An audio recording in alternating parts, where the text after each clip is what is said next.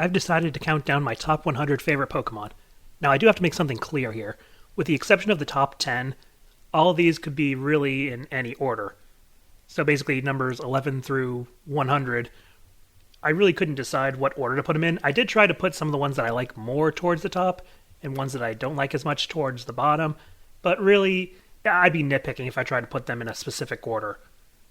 And I'm going to explain why with every Pokemon, so hopefully I can properly say why I like these Pokemon. Enough babbling, let's get started. Number 100, Ampharos. Like most people, I got Ampharos in Gen 2, and it's a really good Pokemon for a Gen 2 playthrough. You don't have a ton of electric types readily available throughout most games, so if you can find an electric type early game, chances are it's probably going to be used a lot. Just ask Luxray. Outside of Gen 2, though, I haven't really used it that much at all. I think its Mega's kind of funny. It's kind of interesting that it's a slow but kind of more defensive electric type. It has a decent move pool, and I like its design a lot. But it's not very high on the list because outside Gen 2, I really don't use it that much at all. Number 99, Toxicroak. So this is on here basically for its aesthetic. I really love this poison frog fighting type thing they got going on. The reason I haven't used it too much is because Croagunk doesn't evolve until level 37, and by that point you could have a full party of fully evolved Pokemon. One thing I always kind of find annoying is Pokemon that evolve way later than they should. Like, if they could pull their weight in their basic form, then sure, but a lot of them can't. So by the time you got, you're basically, thanks to the experience share, it's not a problem, but it just that means that they're sitting in your party not doing much. But yeah, Toxicroak is really cool. I have used it a few times when I was able, and it is kind of fun to use.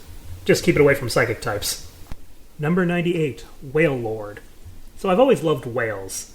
They're these huge oceanic creatures, these gentle giants, and they finally made one into a Pokemon, and it is huge. I think it might be the biggest Pokemon ever, which unfortunately you can never really tell because Pokemon aren't to scale in like most of the games. So that kind of stinks. And the funny thing is, now that a lot of the games are starting to do Pokemon to scale, can they even put Wailord in? I mean, it doesn't matter because once you go into a battle, it shrinks anyway. But anyway, I kind of wish Wailord was a bit better. You'd think something so big would be more powerful, but I think they were really leaning into the whole gentle giant thing because it's not very strong. It has a lot of HP, but its defenses are so terrible, it pretty much doesn't matter. So it's not a Pokemon I've really used, but I love how it looks. And like I said, I love whales, so it gets on here. Number 97, Crawdaunt. So I just think this thing looks really cool. It's a much better design than something like Krabby or Kingler. I know it's not exactly a crab, it's supposed to be like a crawfish, but, same basic principle. Gen 3 is where they really started getting designs right. But anyway, I've used Crawdaunt a few times to mixed results. Like, there's, no pun intended, plenty of fish in the sea, so there's no shortage of water types that you can use in all the games. But you could do a lot worse than Crawdaunt. It's kind of slow, but it has really good attack, so you can do a lot of damage with it, but you gotta kind of be careful. So it's kind of a high-risk, high-reward type of Pokemon. But like I said, aesthetically, I just think it looks really, really cool. Number 96, Butterfree. Come on, who doesn't love Butterfree? I mean, I think it's illegal to dislike Butterfree. Butterfree was the first Pokemon I ever fully evolved, like most people if you started out with Gen 1, because it evolves fully at level 10. And while it does fall off pretty quickly because of that, I still found some use for it, usually in catching Pokemon with Sleep Powder, Stun Spore, and Poison Powder, so it still has a lot of utility, even if it can't really do that much damage, especially in Gen 1 when its moveset was pretty garbage. But funny enough, I did use a Butterfree in an all-bug run of Sword and Shield, and it actually was really good. Put something to sleep with Sleep Powder, which is very easy to do with its ability Compound Eyes, because it raises its accuracy, and then do some Quiver Dances, and then sweep through entire teams. It was really satisfying. Yeah, that will never work in competitive, really, but in a normal playthrough, being able to boost like that and just sweep through a whole bunch of teams was really satisfying. You just got owned by a Butterfree. Number 95, Seviper. I just like snakes. That's all it is. I just really like snakes. And I do like Seviper's design. For the most part, the one thing that kind of holds it back is I don't really like the accordion design it has, like when it moves. It looks like an accordion. Like, why can't it just slither on the ground like a normal snake? Like, it doesn't even look natural. But it looks fine when it's standing still like that, kinda. Kind of looks like a camel, I guess. Yeah, anyway, like I said, I just like snakes. I haven't really used Seviper that much because it's not great, and it didn't really get any anything special like a Mega or an Evolution or a Regional variant yet. So it's a bit forgettable, especially considering there's a lot more other snake Pokemon out there. So I hope one day Seviper gets something cool. Number 94, Steenie. So I actually have a funny story about this one. So when I first got a Steenie, I didn't know how it evolves. It evolves after it learns Stomp, but for whatever reason, I didn't teach it Stomp. I don't know why, I can't remember, but for whatever reason, it didn't learn Stomp, so it was in my party leveling up and I couldn't figure out how to evolve it. I thought maybe it needed a Leaf Stone. Nope, that wasn't it. Maybe it evolves with Friendship. Nope, that wasn't it. So I basically had this middle stage grass type in my party, not doing anything. Although, because of its cute look, I like to imagine it was just cheering the party on. Something like that. So finally, I did look it up, and I realized, okay, I'm a dum-dum. But how was I supposed to know? There's not a lot of Pokemon that evolves after learning moves, so it's not exactly the most common thing in the world, even though when you look at its evolution, it makes sense. But yeah, just a funny story that kind of made me fall in love with Steenie. I mean, on its own, it's really cute. There's not too many cute middle-stage evolutions. And it's just one of those funny stories that get you attached to a Pokemon. Number 93, Lurantis. So this is another kind of funny story in terms of this thing's evolution. So first off, it does take a long time to evolve. But not only do you have to get it to the level 34, I think it is, or something like that, which is way too high to keep a Fomantis in your party, but it has to evolve during the daytime. Guess which version I was playing when I tried to evolve this? That's right, Pokemon Moon. The game where it's always nighttime during the day. So yeah, this was another case of me not knowing what was going on when I was trying to evolve this thing. But anyway, aside from all that, I really do like this thing's aesthetic. Like, it's just really cute. You know, it's got the pink and the green. It's based off one of those, what is it called? Like, it's those kind of mantis, orchid mantis, that's what they are. And despite that, it's not a bug type. I always thought this thing was a bug type, but it's just pure grass, interestingly enough. It can learn bug type moves, though. I do like its move pool. You know, it's got X-Scissor, Poison Jab, you know, stuff like that. So it's got a decent physical move pool. It does have Contrary and Leaf Storm, but it's not really a special attacker, so that doesn't really work. But still, I just think it's really cool. It's not a great Pokemon on its own and takes way too long to evolve, but like I said, it's mainly here because of the aesthetics. Number 92, Luxray. Yeah, everyone had to use this thing in Gen 4 because the Pokedex was really small and you really had no other options for electric types. So it kind of became an obligatory member of everyone's team. It makes me wonder, if that wasn't the case, would Luxray be as popular as it is? I mean, I never used it outside of Gen 4, so maybe not? I mean, it's not an amazing Pokemon on its own, unfortunately.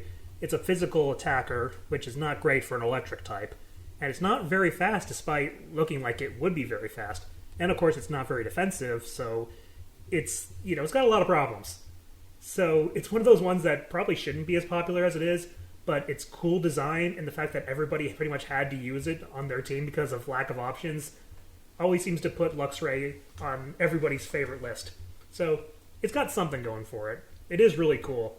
I hope it gets something, though, like a Mega or a regional variant or something like that, because this poor thing deserved better. Number 91, Dreadnought. Before I said I liked snakes, and I also like turtles. I just like reptiles. And this thing has a really cool design. I remember when it was first shown before Sword and Shield released, I was like, I'm using this thing. I don't care what it is. I don't care if it's not strong. I don't care what type it is, because it really is a bad type. Water Rock's not great. But I was going to use it, and I did. And you know, it's not bad. You know, you could do a lot worse, even if you could do a lot better when it comes to water types. But, you know, it's pretty defensive as long as you don't put it up against a grass type or anything else that Rock is weak to, which unfortunately is a lot of stuff. But it's still decent. You know, I had fun using it. It wasn't like a disappointment or anything.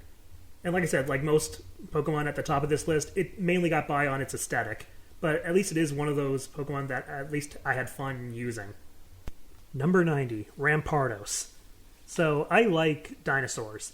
So I like a lot of the fossil Pokemon, but I really hate how a lot of them are really bad because so many of them got hit with the rock typing, which doesn't make much sense. Like, they're not fossils anymore. But anyway, Rampardos is the pinnacle of a glass cannon. It has no defense, terrible defensive typing, despite it being a rock, but it has sky-high attack, like one of the highest in the game. But it doesn't really matter if you're not getting off any attacks, which is why it's not good and competitive. I mean, in a playthrough, you can use it. You know, it's kind of usable, just be careful what you put it against. And sure, its biggest move, head smash, deals damage. Does it have the rocket ability? I think it might. But anyway, it's just one of those things where it's like, I like its design more than anything because I haven't really used one. I think I've tried, but it never really worked out. I'm pretty sure every time I tried to use one of the fossil Pokemon, it didn't work out with a few exceptions, which we will get to.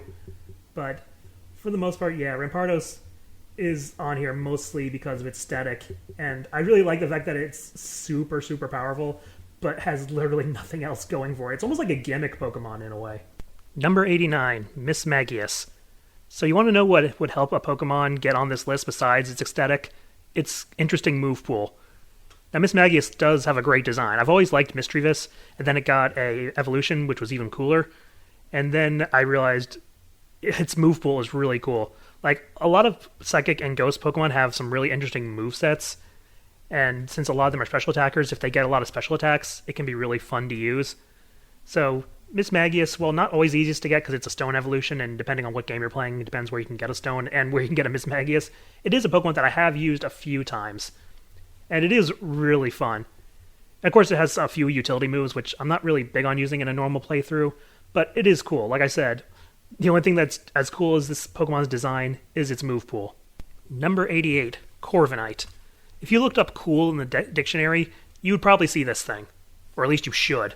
This is another one of those Pokemon that was revealed before Sword and Shield came out, and everybody just had to have it on their team. Because, why wouldn't you? It looks really cool. It's got an awesome typing of Flying Steel, so basically another Skarmory.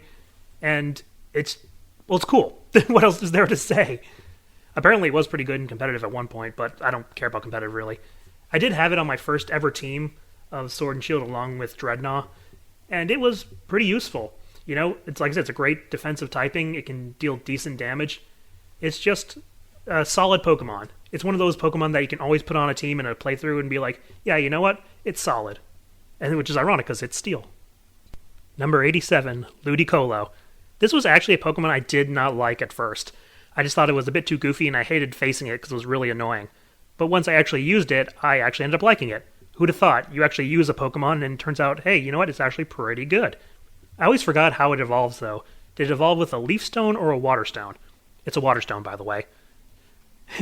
And so, yeah, its unique typing of Water Grass is really interesting, and I just can't help but, I don't know why I hated this design at first. I don't know. I guess I was just being a killjoy.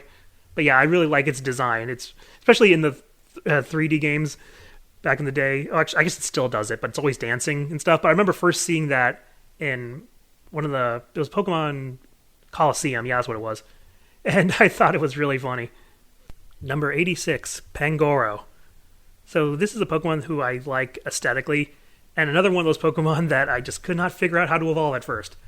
Because not only do you have to get Pancham up to level 32, which is a bit high for a Pokemon that only evolves once, but you have to have a Dark type in your party. How are we supposed to figure these things out? I swear. But when I did get one, it's kind of pretty rewarding. My favorite time when I used Pangoro was in a playthrough of Sword and Shield. It had the ability Iron Fist, so I taught it the elemental punches as well as Drain Punch. And yeah, it was pretty good. It had a lot of type coverage and was pretty powerful. And for a normal playthrough, that's pretty good. Just keep it away from fairy types. Number 85, Crocodile. This is another Pokemon that evolves way too late. Seems to be a bit of a theme right now. But it's actually pretty worth it. There's nothing quite like a really good ground type, huh? Not only that, it has two great abilities. Intimidate and Moxie. It's sometimes hard to tell which one is more useful. On the one hand, Intimidate's great for, lowering attack of other Pokemon, and Moxie is great for sweeping. So no matter which one you get, it's a good time. I've used Crocodile a few times, and it's always been really good. Kind of surprisingly good for a normal playthrough. Not as good as some other ground types, but way better than I expected it to be. Like I said, it's actually kind of worth it to go through the hassle of evolving it. Number 84, Skarmory. So here we are, the OG Steel Flying type, way before Corviknight. When it comes to early gen designs, this is easily one of the best. Which is interesting because it's not even one that evolves. Usually when you get a really good design, it's the final evolution of something or other. But no, this one just great on its own. It still hasn't gotten anything special like a Mega or a regional variant or anything. It's almost like Game Freak knows they can't improve on this design. 'Cause, yeah, I don't really think you can. Although if you had told me that Corviknight was like a regional variant, I probably would have believed you. Anyway, so I encountered this in Gen 2, of course. And it's one of the few steel types you can actually get, like, in-game. At least one of the new ones. Like, yeah, there was Magnemite and Magneton, but as far as, like, Steelix and Caesar, which needed to be traded, which I couldn't do, the only other option was Fortress, which was fine, but let's face it, Skarmory's way better. And for the time, before Power Creep was a thing, it was a really good Pokemon. Like, it's just so great defensively. Especially for the time, it was amazing.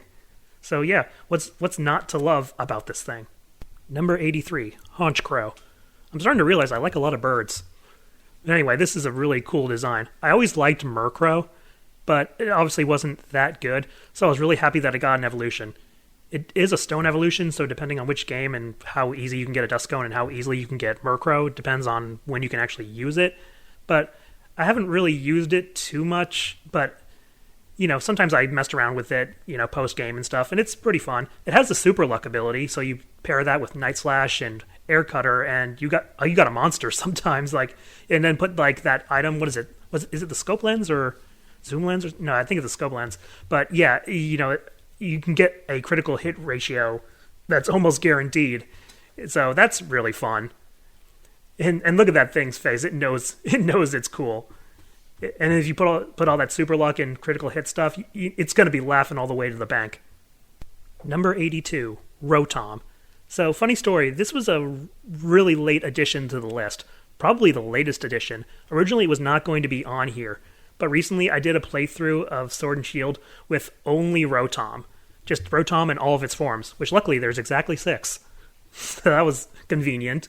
And yeah, it was a lot of fun. Usually when you only use one Pokemon or one type of Pokemon, you don't have a lot of move coverage, but thanks to all the different things that it can turn into, there's a lot of type coverage. It was just really, really fun. I was never really that big of a fan of Rotom, mainly because I think it's being forced in a bit too much, like the Rotom phone and all that other stuff, which, I don't know, I'm not a huge fan of the Rotom phone thing, I've said it before. But Rotom the Pokemon, I'm actually a huge fan of it now. Number 81, Machoke. This may seem like a really weird pick and kind of random, but when I look back at all the playthroughs I've had throughout the generations, you'd be amazed how many times I've used a Machoke. Why? Well, no guard dynamic punch. Need I say more? Throw an Eviolite on there and it can take a hit. It's just one of those Pokemon that's always very common in a lot of the games, and it's like, yeah, sure, why not? Sometimes your fighting type coverage is a little limited. So it's one of those Pokemon that I'll always consider solid, and looking back at all the journeys we've been on, it's probably, if we're talking about just usage throughout all the generations, it would probably be one of my signature Pokemon. Number 80, Kadabra. Speaking of Pokemon that I've used a lot throughout the generations, yeah, much like Machoke, I couldn't get its final evolution because I couldn't trade it. But in the same way that Machoke was a great physical attacker that you can get a lot of the time, Kadabra is that special attacker, although it's a lot harder to get because Abra tends to teleport away. But still, it's still very good.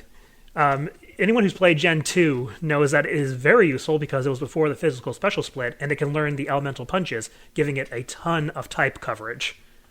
I haven't used it quite as many times throughout the generations as Machoke, but it's still one of those ones that I will always remember loving to use, because why not? It's just so strong, and Psychic was busted in the first few generations, so yeah, it's just one of those Pokemon that I'll always remember using a lot and having a lot of fun. And isn't that what Pokemon's all about?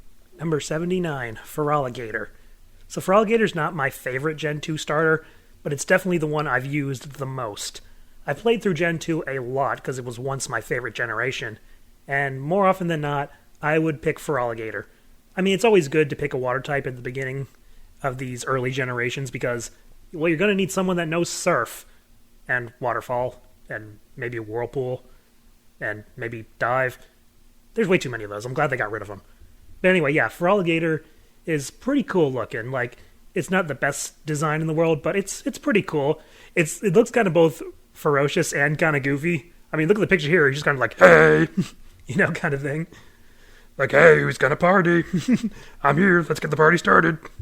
Sorry about that. I don't know, he just kind of gives off that vibe to me. Like, he's ready to party, but he will also, like, flip the table. I don't know. It's just a goofy little guy, I guess.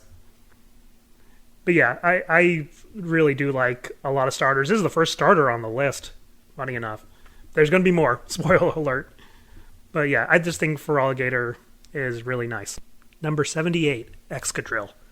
So this is another one of those Pokemon that you have to kind of grind to get it to evolve, because it evolves at level 31. But it is well worth it. This thing is a beast. Like, every generation it's been available, I've used it. And it's always performed amazingly. It's just got great power, amazing typing. It's just a great Pokemon all around. Its design is really cool, too. Honestly, nothing else to say. Everyone knows how awesome this thing is, especially if you've used it. And if you play competitive, you also know how good it is.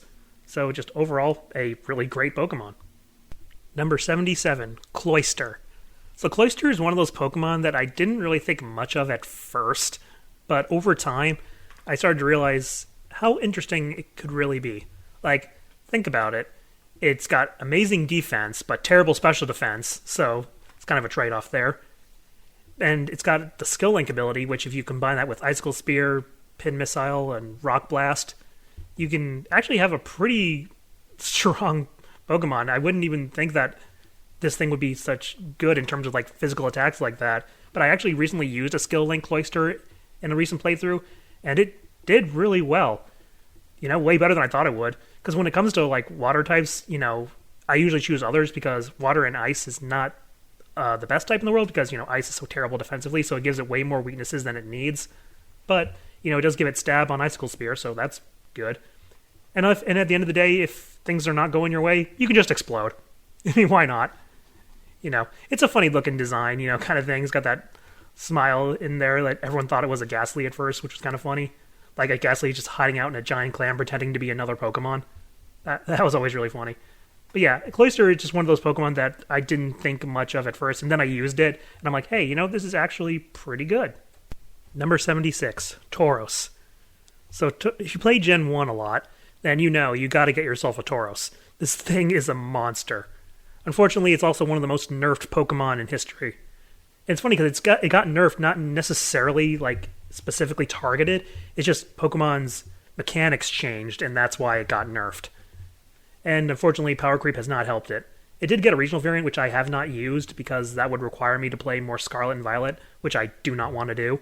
So maybe in a future game, if it's available there, maybe I'll use it. But anyway, I have fond memories of using a Tauros in Gen 1, and I've always liked its design, even though it is incredibly basic. Like, it's just a bull with 3 tails, because back in the day, that was Pokemon's thing. It's basically just the animal, but there's one thing that kind of makes it unique. Like Seal just having a horn on its head.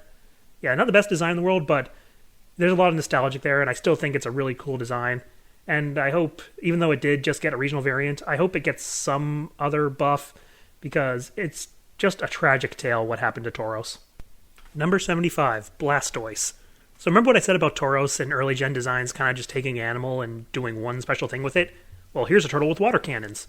So simple, and yet so cool. And it's a starter. So of course, I'm going to love it. Yeah, Blastoise is one of those Pokemon that I've used a ton when I play Gen 1 because it's just really good. But the funny thing is, I don't know who I've chosen the most out of the Gen 1 starters. I know who I've chosen the most out of the Gen 2 starters and pretty much every other generation after that, but I've played Gen 1 so much, both the original and the remakes, that I don't know who I've picked more. I know I've picked Blastoise a lot, though. And why not? It's really good. It's got a Mega, too, which I actually never ended up really using, I think. I think I might have used it a little bit. But, you know, and it just got a bigger water cannon, you know, because why not? You know, I need to make a video about Megas, you know, because I have a bunch of different opinions on the designs and stuff like that. But anyway, back to Blastoise. I just think it's a really solid early gen design and just a really solid Pokemon overall. Number 74, Grovyle. Hey, look, another starter. But it's a middle stage this time. Yeah, I mean, there's nothing wrong with Trico or Sceptile. I just prefer Grovyle. I feel like it fits the whole speedy gecko thing the best. Like, Sceptile I always felt was too big and bulky to really be seen as a speedster, you know? Like, its speed is supposed to be one of its best things, but It doesn't look like it'd be speedy at all, but Growfile does. I just think it has the best design out of all the the Trico line. And it's rare that I say that the middle stage, especially for a starter, is one of the better ones, Especially since Gen 3's middle stages, in terms of their starters, are not great. Growfile is easily the best out of the three. Not much else to say, I just think it's really cool. Number 73, Gallade. Yeah, this should be a pretty obvious one for me, huh?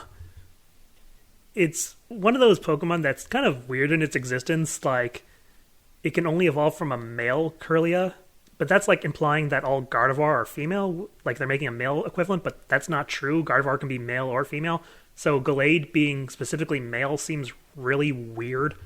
But anyway, it is a pretty cool design. I really like the design. Though I will say getting one can be very annoying. You have to have a male Kirlia first of all, and then you need a shiny stone, I believe, and depending on the game, again, that can be kind of hard to obtain. Just one of those things. And I will say, in terms of hard to get one, it really makes shiny hunting one hard, because it took me a long time to get a shiny Gallade, because all the shiny Kirlia or Ralts I would find ended up being female, so it just locked me out of getting a Gallade, so that was annoying. But I finally got one, and I do like that it's like a physical version of Gardevoir. Has a great physical move pool in the same way Gardevoir has a great special move pool. So you put both of them on a team, which I did do once. I once did a playthrough of having both Gardevoir and Gallade on my team. And you got a Psychic Fighting and a Psychic Fairy. It's a decent types. But yeah, it's just a really, really cool Pokemon. Number 72, Alolan Ninetales. I didn't think you could improve on the original Ninetales, but they did.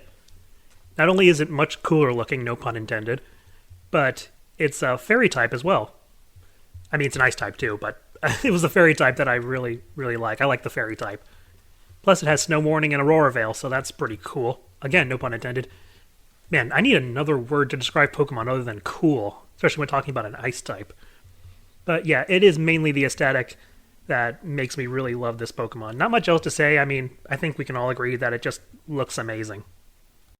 Number 71, Lantern. I always forget that Lantern is a Gen 2 Pokemon. I always think that it's a Gen 3 Pokemon, because I remember encountering Chinchou under the water. By the way, Game Freak, can we bring that back? That's such a cool mechanic, and you never used it outside of Gen 3. We don't even have HMs anymore, so you can just let us dive under the water, with a riding Pokemon or something. Come on. Anyway, so Lantern has a very unique type of electric water. Especially for the time, you didn't see a lot of cool combinations like that.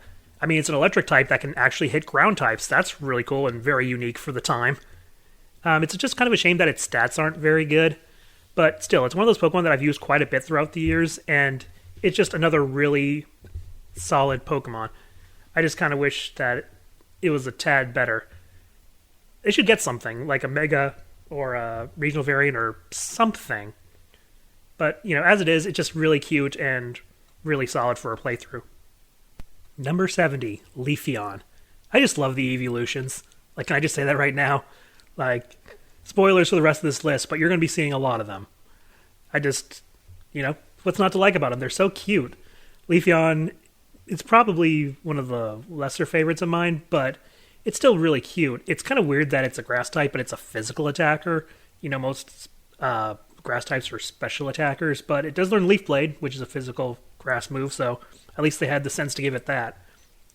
I remember doing playthroughs where I only used evolutions, and I don't remember Leafeon being one of the better teammates, but it was still good, It's just that when you think about the other types, there's no reason to have a Leafeon, because, for the water types, you have Jolteon. For the ground and rock types, you have Vaporeon. I think that's why I didn't use it that much. I just add the other ones. But still, it's super cute, and no one can take that away from it. Number 69. Nice. Tinkaton. So, spoiler alert, this is the only Pokemon from Scarlet and Violet that's on this list. And that's not to say that I don't like the starters, I just didn't like them enough to get on this list. They're not in the top 100 is all. I'm not a huge fan of a lot of the Pokemon in Scarlet and Violet. Maybe that's because I just haven't played them a lot because they're Scarlet and Violet. But one Pokemon I did use, and I liked using, was Tinkaton. I just love its design. It's got a great typing in Steel Fairy, though I don't know why it's so weak.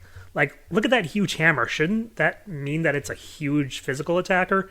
But no, it's really, really weak, actually. I think Game Freak knew that they had a great typing in Steel Fairy thanks to Zacian Crown, and they didn't want another monster like that running around, so they decided, we gotta make sure this thing is super weak. So yeah, whatever the reason, yeah, I don't understand Game Freak design. There's so many Pokemon whose stats do not match its design. It's just one of those things where it's like, I don't know what they're thinking. But anyway, it's a super cute design. I actually had fun using it, and it's the only Pokemon from that generation that actually made it into my top 100, so that's gotta be worth something. Number 68, Bulbasaur. This is another Pokemon that I don't think people are allowed to hate. And how could you hate it? I mean, look at it. It's a little frog dinosaur thing with a bulb on its back. And for a lot of people, this was their introduction to the world of Pokemon. It's not only the first Pokemon in the Pokedex, but for a lot of people, their first Pokemon ever. Not me, but I was there. Red and Blue were my first Pokemon game, so I've been here since the very beginning. And it's a really, really great Pokemon.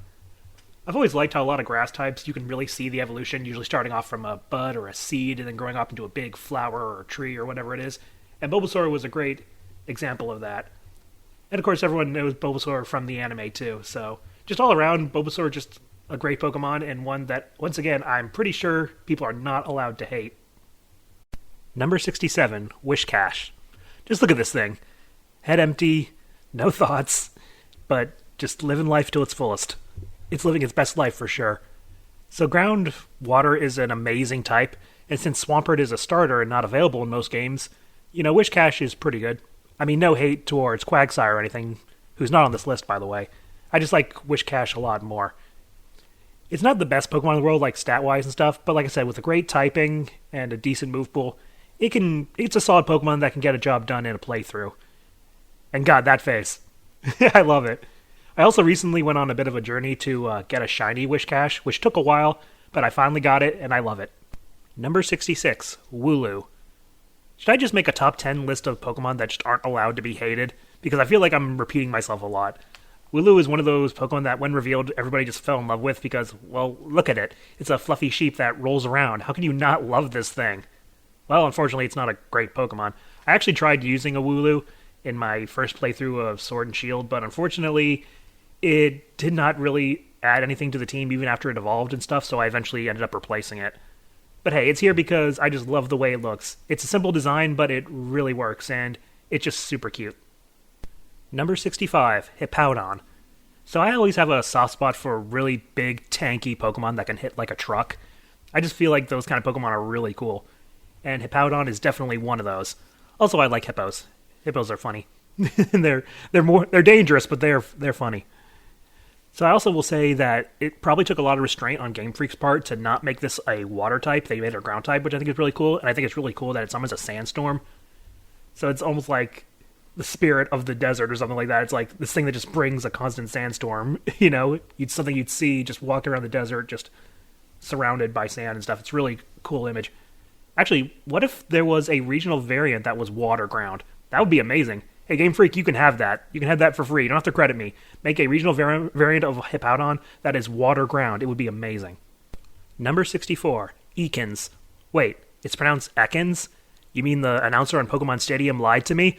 Oh, why didn't anyone tell me? Oh, I've been making an idiot of myself. Actually, I'm just kidding. I actually know it's pronounced Ekans. I just found it funny that the Pokemon Stadium announcer always said Ekans. Drove me crazy as a kid. Anyway, Ekans is just a really cool design. Like I said before, I like snakes. And this was the first snake Pokemon ever, so yeah, of course I like it. The purple and gold is a really nice color combination. Kind of underrated in a lot of ways, but I feel like Pokemon, even though a lot of their early designs may not have been great, they kind of sometimes make up for it with the color scheme. It depends. Like, yeah, when you look at it, Ekans and Arbok, they're not really big, different in terms of designs from a normal snake or whatever, which is why I think they went kind of crazy with some of the later designs for Snake, like Seviper having that accordion-like thing, and what is that, Silcobra or whatever, like, it looks like its body's eating itself. I don't know. I didn't like that design very much. It's not on this list, despite it being a snake. But, yeah, Ekans is just the OG snake, and I have a lot of nostalgia for it. Obviously not too great, but in Gen 1 at least Wrap was kind of broken, so you could do that, if you wanted to waste a lot of time and maybe annoy your opponent. But yeah, I just think it's a really nice looking Pokemon. Number 63, Dragonair. So, it may not be a snake, but it kind of looks like one. It's got a nice little design, it's really cute, got little wings and stuff. And I just think it's one of those middle stages that is just, I don't know, it's one of the few really cute middle stages. Most middle stages aren't very cute. And also, I have a little of a story here. When I started to shiny hunt for the first time in Pokemon Moon, I kind of just looked at the Pokedex to see what kind of shinies I really liked and decided to go for them. And I really like Dragonair shiny. It goes from blue to pink. I always like it when something goes from blue to pink, or vice versa. There's a lot of Pokemon that actually do that. So I decided to shiny hunt a Dragonair. And it took a long time. Not exactly the most common Pokemon in the world. But luckily the SOS system is pretty good. And I was eventually able to catch one. And I never evolved it. Because unlike Dragonair, Dragonite shiny is not good.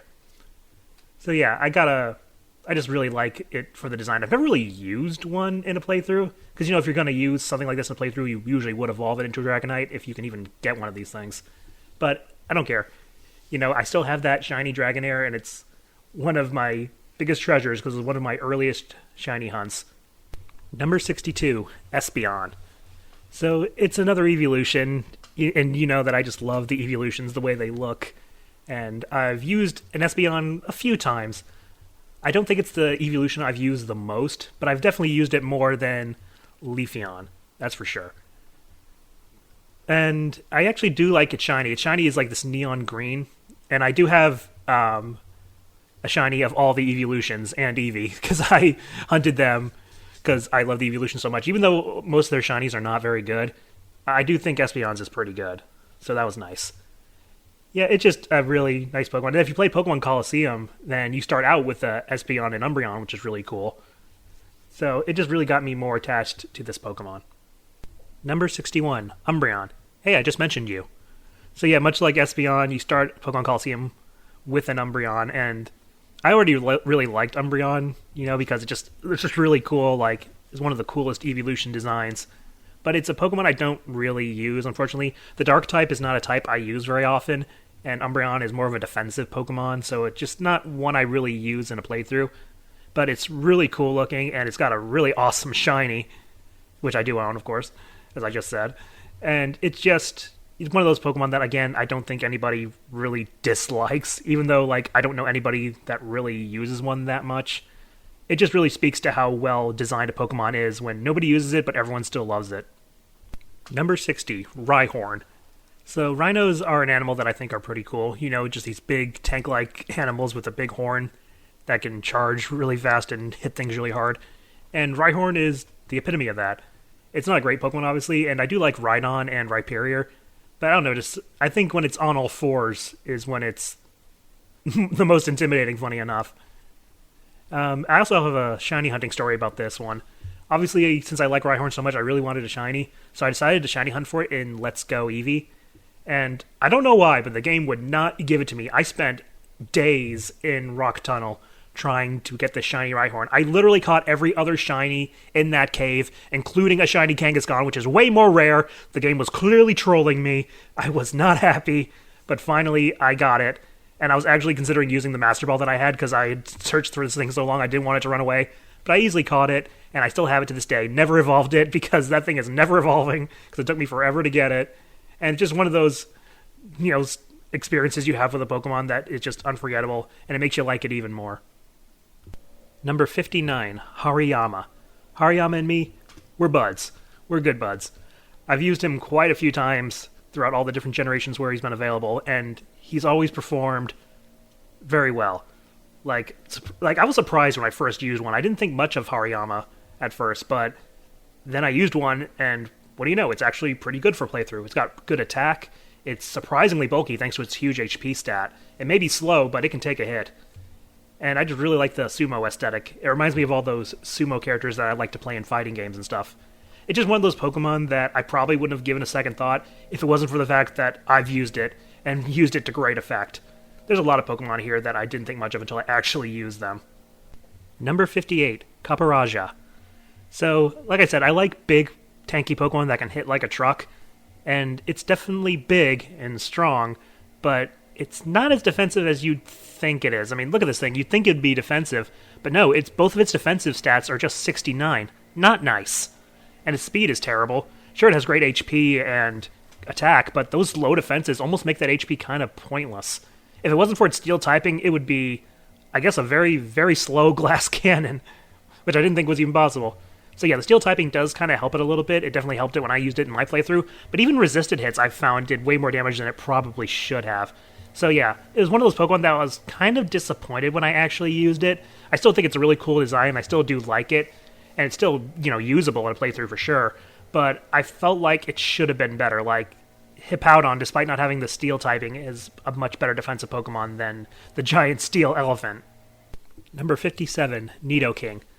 Do I have to explain why this thing is awesome? Like, everyone knows it. It's one of the most popular Gen 1 Pokemons out there. It's because, it's a bruiser. You can get one very early. You can fully evolve it before the second gym, which is crazy. And despite being a poison type, which means it should, be destroyed by psychic types, you can just plow through everything because psychic types have low defense.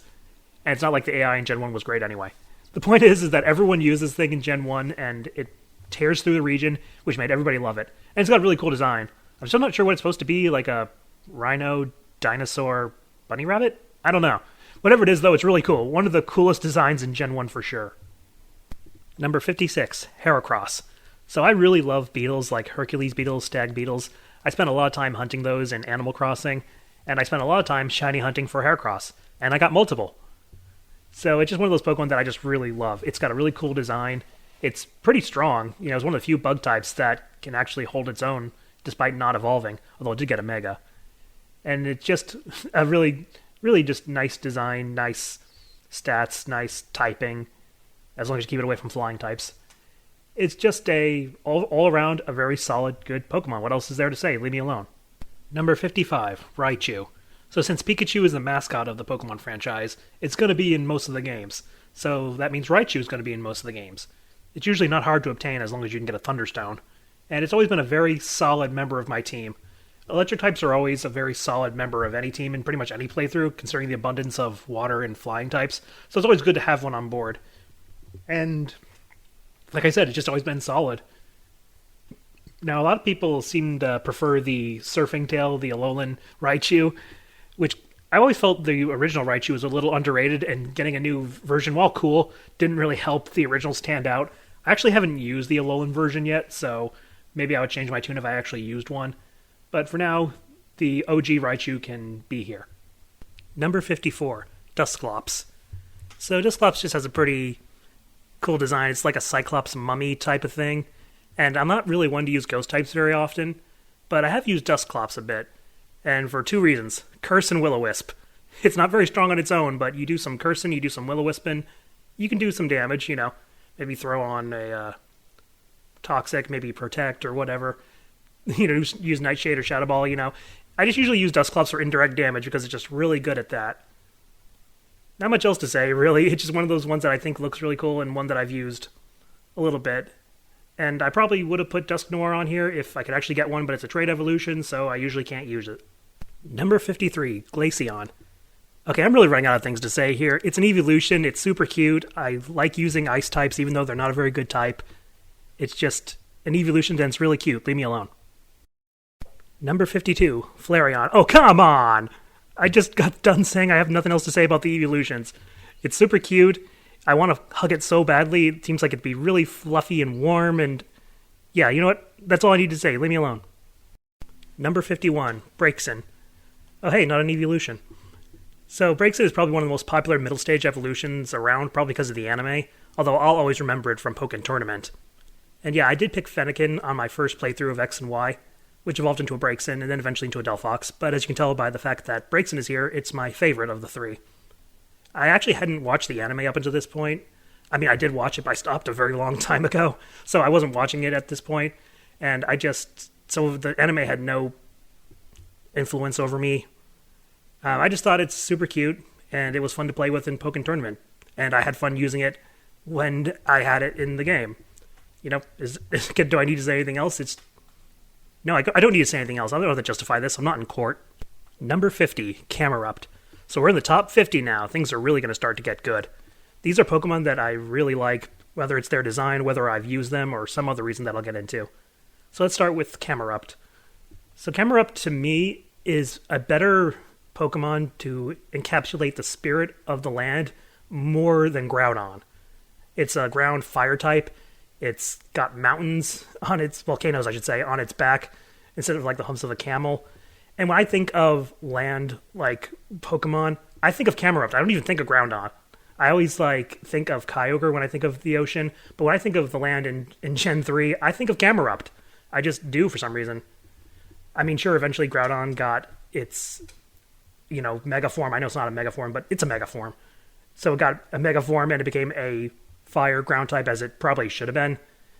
But before that, we had Camerupt. And Camerupt has a mega, so yeah, I'd say he's just as deserving as being the spirit of the land more than Groudon. I don't know, it's just what I think of, because I just really love this design, and I have used it a little bit, and as long as you keep it away from water types, it's actually pretty good. I hope, Megas are coming back, so I actually hope to use Mega Camerupt again, because it's really fun to use. Number 49, Gastrodon. So this is a Pokemon that I always think of when I think of Gen 3, even though it was introduced in Gen 4, because it was supposed to be a Gen 3 Pokemon. I mean, it looks like a tropical Pokemon that you'd find in the ocean.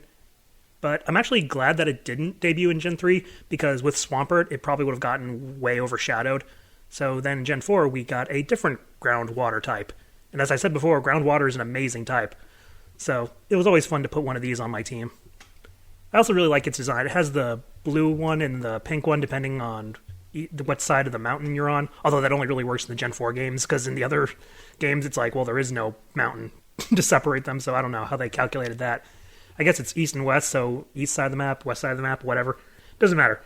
The point is that both designs are really nice, and I like that they didn't do the obvious thing of like making the blue one male and the pink one female.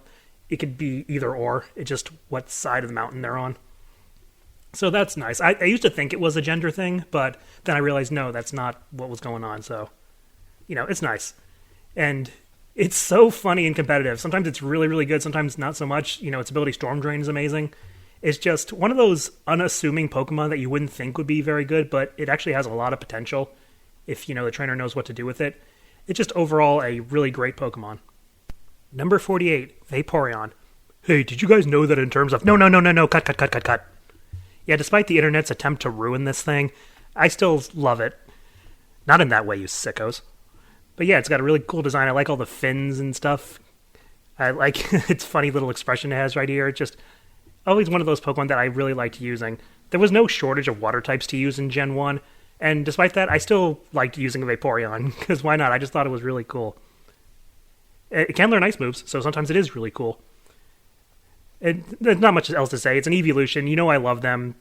Leave me alone and leave Vaporeon alone. Number 47, Torterra. Do I even have to explain why this one's awesome too? I mean, it's a turtle, which that I love, and it's got an entire ecosystem on its back. That's awesome. Grass ground is a decent type, even though you got to keep it away from ice types. And it's a starter. So, yeah. Of course, starters are always kind of a double-edged sword. They're great to use in their own generation, but then in other generations they're almost impossible to get. So unfortunately you can't use it too much, but when you can, it's a great Pokemon to have. Really not much else to say. I love the design, I loved using it. It's just an awesome Pokemon. It's the total package. Like literally a total package. It has its own world on its back. It's a world turtle kind of thing. Number 46, Toxapex. So I usually don't use defensive Pokemon, but I made an exception for this one. Not only is it an awesome design, but this thing has so much utility. First of all, if you want to do a all-poison playthrough, you want to have this on your team. It can lay down toxic spikes, and it has the Merciless ability, which means that all of its attacks become critical hits if the target is poisoned, which is good because this thing's not very strong. But you can also have it stick around forever. This thing is really hard to kill. It has really high defenses. It can have the Regenerator ability. It can learn Recover. It can use Chilling Water, which lowers the opponent's attacks. It can use Iron Defense. This thing is a defensive monster. And just really good for poisoning other Pokemon. So, it's Just you can just have it do whatever you want it to be. Do you want it to do damage through residual damage? Do you want to slowly will your opponent down while keeping yourself healthy? Do you want to just stall out or whatever? It's just probably one of the most infuriating Pokemon to fight against, and I love it for that. Number 45, Drapion. So this is another Pokemon I didn't think much of until I actually used it. Although I'll admit it's not the easiest Pokemon to use because you have to get a Skorupi up to level 40. Ugh. But it is actually worth it. I keep forgetting this thing is not a bug type, which is actually good because its combination of poison and dark means it only has one weakness, which is ground. So that's really good. It's also surprisingly fast.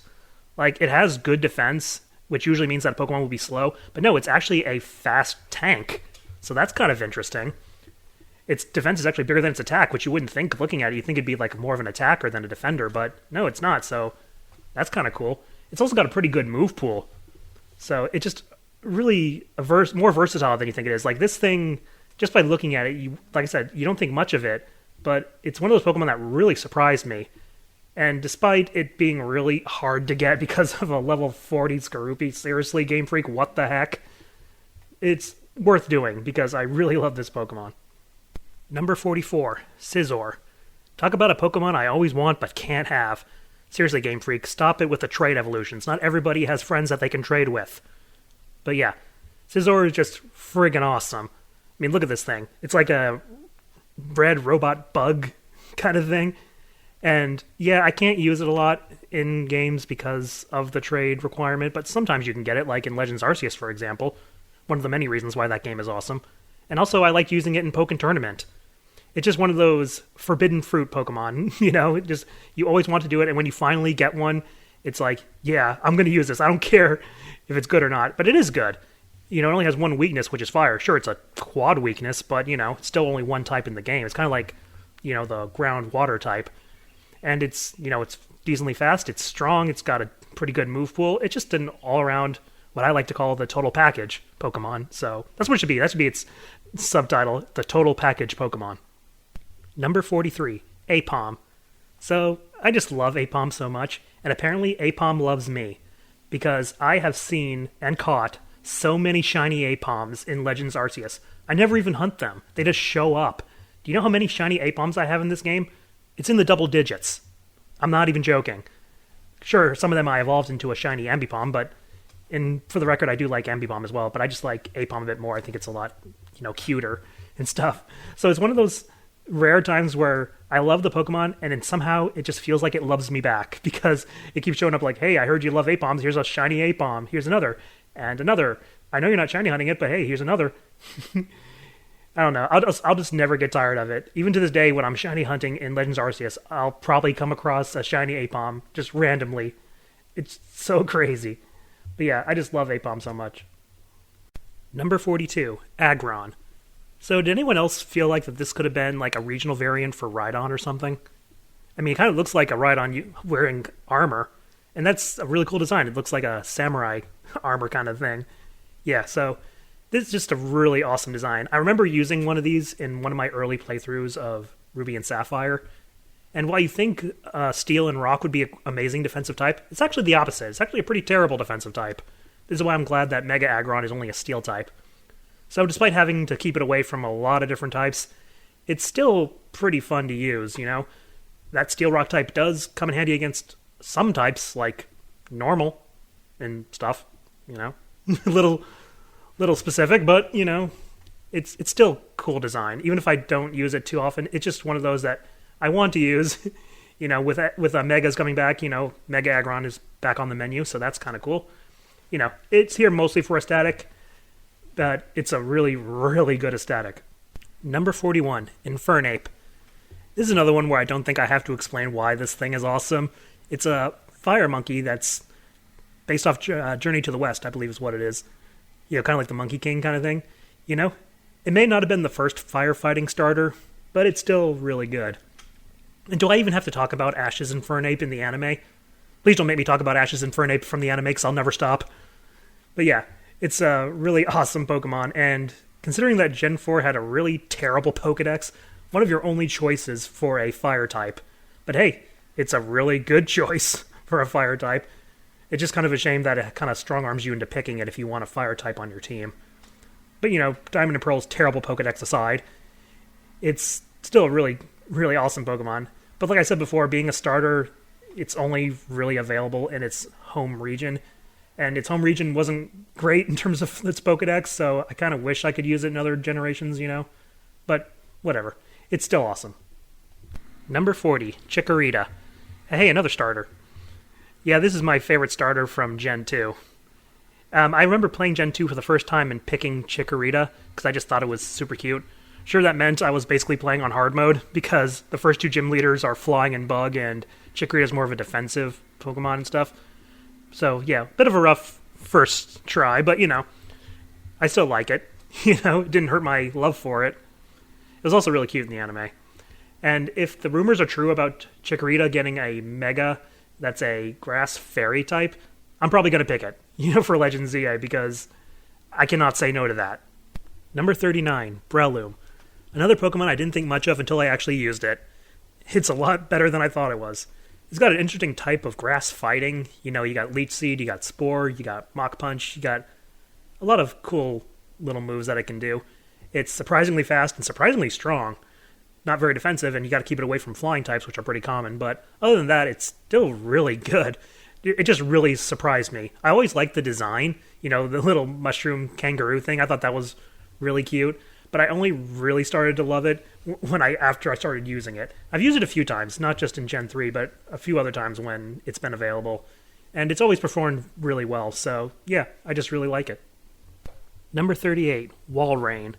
So I always thought a walrus Pokemon would be pretty cool, and yeah, Walrein's pretty cool. Again, no pun intended. But I kind of wish it didn't have the Ice type. The Ice type does nothing but hinder it. Pure water would have been really good. But I know it makes sense. It's a walrus. They're usually in cold places, and it's in the only cold place in Gen 3. But that's another reason why I don't think it should have been an Ice type. It's in a tropical area. I don't know. Whatever. Although it is kind of hard to get one, because you got to get a Spheal up to level, 32 or something? And then you got to get the Celio to level 44. It's like, sheesh. It's a bit much. But it's kind of worth it, Walreins are decently tanky, they're decently strong, just an all-around very solid Pokemon, Ice type notwithstanding. But yeah, I just think it's a really cool design, and one that, I won't say no to using, because, I really, really like Walrus, aesthetic it's got going on stuff. It's cute, but also intimidating, which is a rare thing to see in Pokemon. Actually, no, it's not that rare, it's just rare for this list, I guess. Number 37, Donphan. Oh, hey, look at that. Another tanky Pokemon that can hit pretty hard. Yeah, it should be pretty obvious by now. I just like Pokemon like that. But unlike Caparaja, this thing can actually take a hit. Even though it doesn't have the steel typing, its defenses are way better. Or at least defense is. Not so much special defense, but you know what I mean. But yeah, I also like that this thing can roll like a tire. That was kind of like its gimmick. I remember in Pokemon Stadium 2, it had that minigame where you basically race Donphan. It's really cool.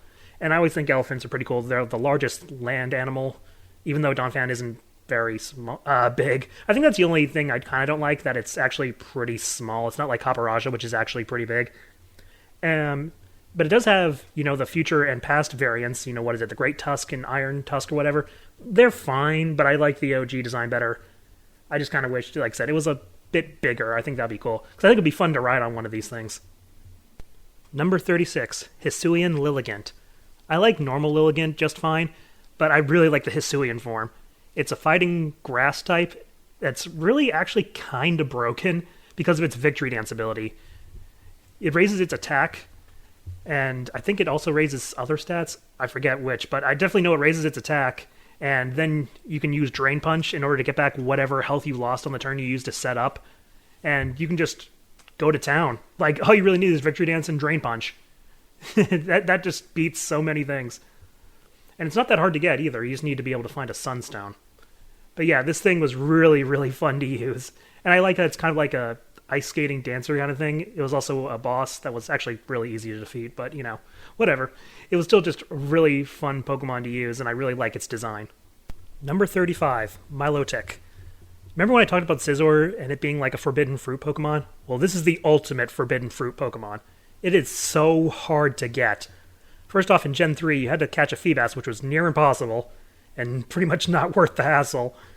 And then you had to up its beauty stat, and then you can get one. And then when they got rid of that mechanic, they had you evolve a Feebas through trading. Why do you hate me, Game Freak? And then in the one game where you don't have to trade Pokemon to get their evolution, Legends Arceus, it wasn't in the game. Because, again, Game Freak hates me.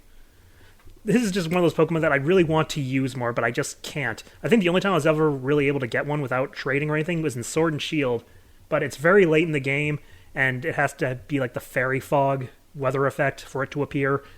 And, I just can never use one in a playthrough, which is really annoying, because I want to. I want to use it more, because I really love its design. It's like this beautiful sea snake kind of thing, and it's a water type, which I love water types. And, I just want to use it, okay? Just let me use it for once, Game Freak. Number 34, Flygon. Okay, I'm going to say it. Gen 3 had some of the best designs ever, and Flygon is one of the best examples of that. You got a nice little dragonfly kind of thing that looks like it's wearing, like, goggles or something. And the ground and dragon type is a really cool type. It's not a bug type, even though it's a dragonfly. But maybe being a dragon bug type would have been kind of cool, like to separate it from Garchomp. That's kind of the problem. It's like Garchomp completely outclasses this thing as a ground dragon type, so it gets kind of forgotten a little bit. But it's got a really cool design. You can't take that away from it. I wonder if it would have been cooler if it was a dragon bug type. Oh, also, it was supposed to get a Mega, but due to, artist block or something, it never got a Mega. And the rumors are that it's not getting one in Legends ZA, so I don't know. They're disrespecting Flygon over here. Garchomp didn't need a Mega. Its Mega isn't even that great. The base Garchomp was used more in competitive. So yeah, Flygon definitely deserved the Mega. Hopefully it gets something, because it really deserves it. Number 33, Lucario. So there are some Pokemon on this list that I was hesitant to put on there because I think they're a little overrated. But sometimes there's a reason they're overrated. Like, Lucario was basically designed to be a fan favorite. I mean, just look at it. It's really cool looking. They gave it a Mega, and it's got a cool typing of Steel Fighting. It's just an overall cool Pokemon. And they put it in everything from Pokken Tournament to Smash. It shows up everywhere. You'd think it was the mascot at times. So yeah, as much as I hate to admit it, it's a cool Pokemon, and I really do like using it. I've used it quite a few times. Number 32, Galarian Rapidash. So, like a lot of people, I was kind of hoping that it would have been a Pegasus, be a fairy flying type, and, because that would be cool. And people thought that if Rapidash ever got a Mega, that's what it could be. But now we just got another unicorn. Although this one does fit the whole fairy tale unicorn thing a bit better than Rapidash ever did. But yeah, it's cool. It's a psychic fairy type, and I did use one on my first playthrough of Shield, so it was fun to use. It was nice. It's definitely better than regular Rapidash, so it is an improvement. And Galarian Ponyta is really, really cute. And this one, it's also cute, but it's also kind of intimidating. 'Cause, I mean, look at the way it looks at you. It's like it's always kind of scowling, But yeah, it's still a pretty majestic Pokemon, and I really, really do like it. Number 31, Decidueye. Both forms. Yeah, I couldn't decide which one to put on here. They're both really cool. I like the original because it's a ghost grass type, which is pretty cool for a starter. And it has the whole archer thing going on, which is really cool. And then you have the Hisuian form, which has that neat little hat thing going on. And I love the colors, because autumn is my favorite season, so it kind of looks like it's, autumn and everything. So both of them are just really cool. It's kind of funny that we got both forms kind of near each other. For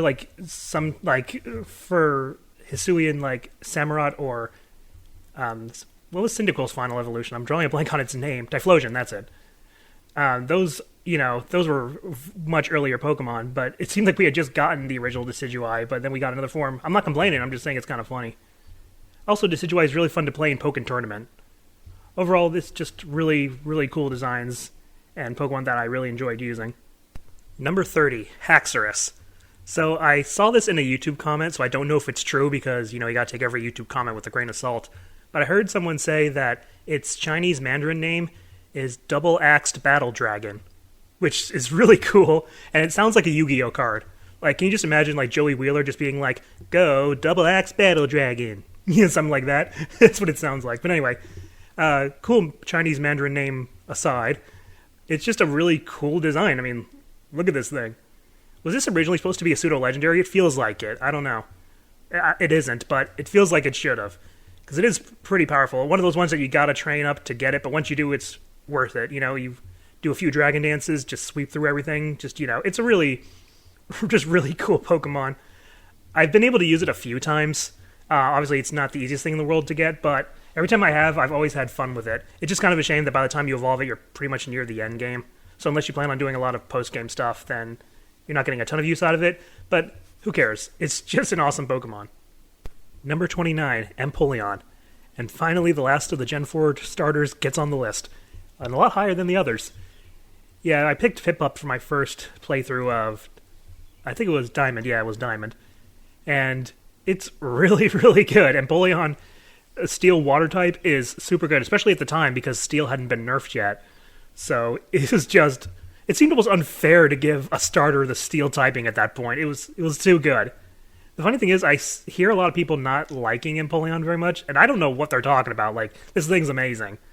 And I think it has a really cool design. It's an Emperor Penguin, but it's got, like, the steel swords for its wings and everything. It's an awesome Pokemon. How can anyone just not like this thing? I don't know. People are weird. Number 28, Metagross. Another great example of Gen 3 just having some of the best Pokemon designs ever. I mean, just look at this thing. You got the Steel Psychic type, which, again, before the Steel nerf was really, really good. It kind of fell off a little bit after that, because, one of the greatest things about Metagross was being a Psychic type that was not weak to Ghost and Dark, and then Steel got nerfed, and now it is weak to those again, so, whoops. But, it got a Mega Evolution, which is pretty cool. It's still a Pseudo-Legendary, and it's pretty decent. Like I said, Power Creep is, not kind to a lot of Pokemon, but, for a while there, it was really, really good. And it's just a really great design. Again, not the easiest thing in the world to get, but if you do, it's really worth it. I remember there was a very small time where I played Pokemon competitively in Gen 4, and I had a Metagross on my team, and it performed pretty well. It wasn't like my MVP or anything, but it was a great Pokemon to throw out there every now and then. Number 27, Lopunny. Just one of the cutest Pokemon ever, really. I mean, just look at that thing. How can you not love it? So this is one of those Pokemon that I've always tried to use. I've always tried to make it work. But some things are just not meant to be. This thing's stats are just too garbage, unfortunately. It's a shame, too, because as a normal type, it has a good move pool. But its attacking stats are just so bad, it doesn't matter. Its worst stat is its special attack at only 54. There's some base Pokemon that have better special attack than that. Which is a shame because it has a decent special move pool, so it could have been something, but no. Its best stat is its speed, but it's not like it can be a glass cannon because its attack stats are so low, and its second best stat is special defense.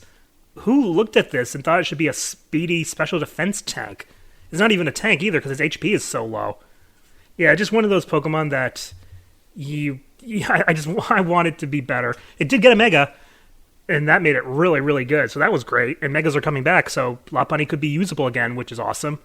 But I just kind of wish base Lopunny was better. I think the reason its stats are so bad is because you can get a Buneary very early in a lot of games, and since it evolves through high friendship, you technically can get a Lopunny almost immediately if you're willing to just walk around with it and do all the other stuff that you can do to increase friendship. You can just level it up once, and there you go. Lopunny at level 5 or something, And that's probably why they made it so bad, because it's like they didn't want it to completely break the game, So early game, yeah, it can be very good, but it quickly drops off. But hey, it will always be one of the cutest Pokemon ever, and no one can take that away from it. Number 26, Magmortar. So I've always been kind of meh on Magmar and Magby. They're fine and everything. I think Magmar is one of the most unique Gen 1 designs, considering that Gen 1 had so many bland designs. I always thought that Magmar at least stuck out, which was cool, but it was never really that great. And then it finally got an evolution, which of course I could never get because it was a trade evolution. But then Legends Arceus came along, and I was like, oh cool, I can finally use this thing. And boy, was it worth the wait. This thing is amazing. It's got a huge special attack stat, and its move pool is great. Flamethrower, Psychic, Thunderbolt, those 3 moves alone make it so much better than most fire types. It's a fire type that can actually hit water types super effectively thanks to using Thunderbolt. It's just amazing. I love Pokemon with vast move pools. So it was really fun to finally use one of these things, and I actually got a shiny one too. So that's cool. Yeah, overall, Magmortar is one of those Pokemon that probably shouldn't be this high on the list because I've only used it really once. But that one time was just so great that I want to use it anytime I can. Hopefully in Legends ZA or any other game where you don't have to trade to get it, it'll be available so I can just use this thing again because I really want to. And if I can't, I'll always have Legends Arceus. Number 25, Togekiss. Oh god, I need a break. Okay, so Togekiss is one of those Pokemon that I didn't really care about until it got the Fairy typing. Then it became really good. I used it every generation it's been available ever since it got the Fairy type, and it's just always been a very solid Pokemon. And it's super cute. I mean, look at it. It's funny, too, because sometimes I do forget it has the Fairy type because I was so used to it in the old generations just being a flying normal type. And so occasionally that would mess with me. But, I think by now I cannot imagine it as anything else but a Fairy type. Really not much to say. It's got a decent move pool. It's got a good special attack stat. And, of course, it has the Serene Grace ability, which can cheese so many things. Yeah, it's just great. Number 24, Frostlass.